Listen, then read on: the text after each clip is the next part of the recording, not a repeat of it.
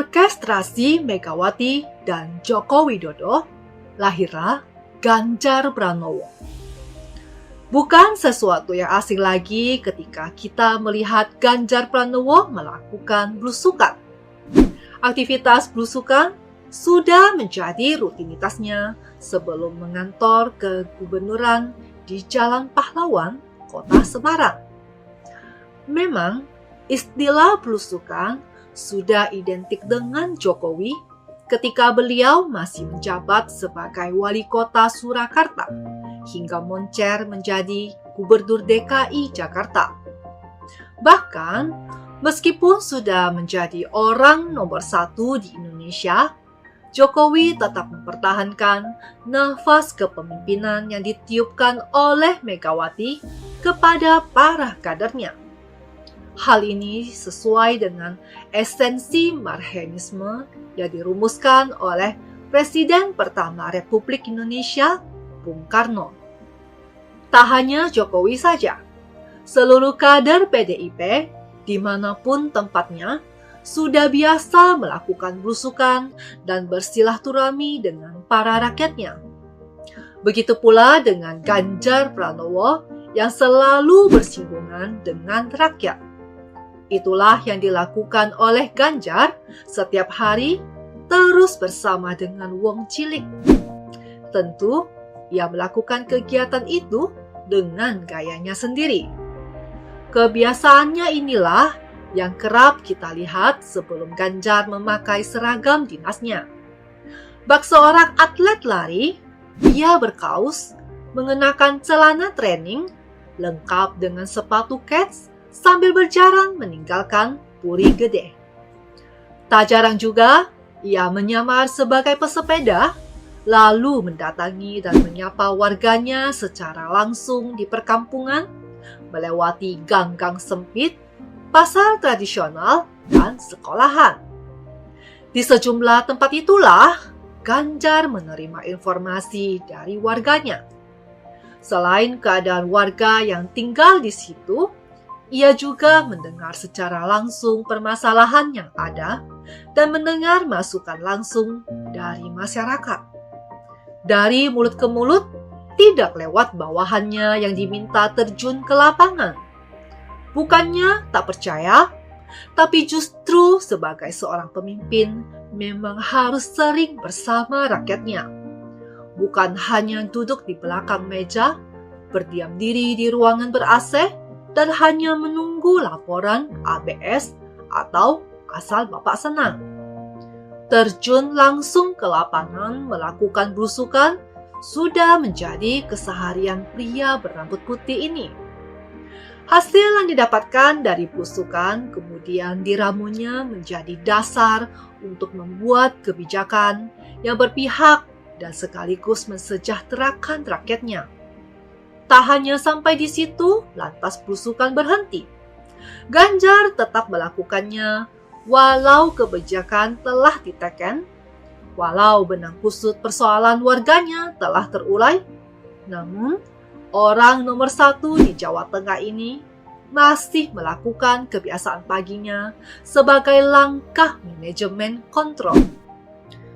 Keaktifan Ganjar seperti itu juga dilakukan sampai ke pelosok di desa-desa.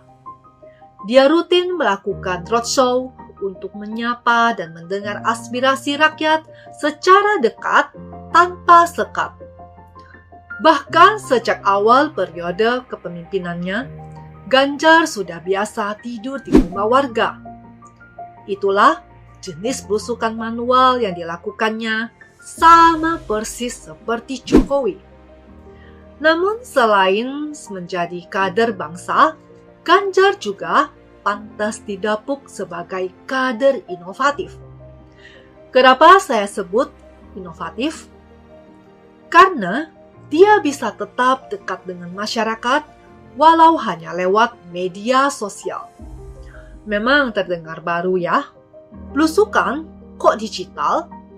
Ya, di era digitalisasi ini, yang segala sesuatu dituntut serba cepat ini, apalagi ketika pandemi merajalela. Mau tak mau, kita harus tetap berkomunikasi lewat handphone. Lewat proses itulah, Ganjar akhirnya dapat melihat situasi dan keadaan real yang dialami oleh rakyatnya. Baik belusukan secara manual maupun belusukan digital, solusi yang disajikan akan tepat sasaran diterima oleh rakyatnya. Dari keseluruhan yang saya paparkan sebelumnya, saya mau menyampaikan hasil penanganan kemiskinan di Jawa Tengah yang menurun secara signifikan. Bila dilihat dari rentan waktu tahun 2013 hingga 2022, angka kemiskinan dari 14,44% turun menjadi 10,98%. Turunnya sebesar 3,46%. Bila dibandingkan dengan Jawa Barat yang hanya turun sebesar 1,63%. Sedangkan di Jawa Timur 2,24%. Dan sebaliknya, di DKI Jakarta justru tingkat kemiskinan naik sebesar 0,89%. Keberhasilan Ganjar di Jawa Tengah ini tak bisa muncul begitu saja, juga bukan sulapan dengan trik-trik yang membohongi. Dia bekerja by data, by riset, dan perhitungan yang tidak mudah. Sebagai contoh, kebijakan renovasi rumah yang tak layak huni atau RTLH yang targetnya adalah 1.500.000 unit, kini sudah tercapai 1.269.056 unit sudah dibangun. Masyarakat yang sebelumnya hidup serba pas-pasan, kini sudah berkesempatan untuk menempati rumah-rumah yang sesuai standar keselamatan dan ketahanan bangunan. Ganjar mengatasi kemiskinan secara berkelanjutan. Selain program RTLH, ia juga menginisiasi sekolah gratis yang bernama SMKN Jateng. Sekolah berbasis boarding school ini merupakan yang pertama di Indonesia. Ada 3, di Pati, Semarang, dan Banyumas. Dan semua itu diperuntukkan bagi siswa-siswa yang miskin. Kini, sudah ditambah lagi sebanyak 15 sekolah semi-boarding school yang menjadi cikal bakal SMKN di Jateng. Inisiasi menciptakan SDM yang unggul ini akan mengantarkan generasi penerus bangsa yang kelak akan dapat mengangkat derajat orang tuanya dengan bekerja sesuai dengan skill yang dimilikinya. Dengan begitu, jutaan warga berkategori miskin bisa segera terentaskan. Belum lagi soal adanya aduan pungli di jembatan Timbang Subah Batang dan di Samsat Magelang. Semuanya itu hasil belusukan yang didengar langsung dari rakyat. 2 pelayanan itu kini sudah tertib setelah Ganjar melakukan sidak. Praktik nakal tersebut sudah lenyap dan masyarakat bisa kembali merasakan kenyamanan tanpa adanya pungli yang meresahkan.